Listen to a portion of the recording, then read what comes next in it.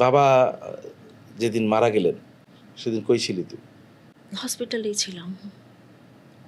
আমার বাবা দীর্ঘ ২৮ দিন আইসিইউতে থেকে, লাইফ সাপোর্টে থেকে তারপর মারা গেছে। যখন তো লাইফ সাপোর্টে থাকে তখন এক ধরনের সন্তানের মধ্যে আশা থাকে যে পৃথিবীতে অনেক মিরাকল ঘটে। একটা মিরাকল যদি আমার বাবাকে সেরকম বাঁচিয়ে দেয়। সেরকম ছিল। প্রতিবার আজকে মানে ডক্টরের কাছে যখন আম একটা সময় রাউন্ড দেয় তখন আমাদের সাথে যখন বলতো কথা, আমরা কালকের চেয়ে কি আজকে একটু ভালো? একটু কি নিজে, নিজে নিঃশ্বাস নিতে পারছে? নিঃশ্বাস নিতে পারেনি নিজে, নিজে। যেদিন মাঝখানে একবার একটু ইমপ্রুভ করেছিল, একটু লাইফ সাপোর্টটা ছাড়াই নিঃশ্বাস নিচ্ছিল। ডক্টর সেদিন খুব হাসি মুখে আমাদেরকে বলল যে, "হ্যাঁ, একটু ইমপ্রুভ করেছে। দেখে অর্ধেকটা দিন লাইফ সাপোর্ট ছাড়াই নিঃশ্বাস নিচ্ছে।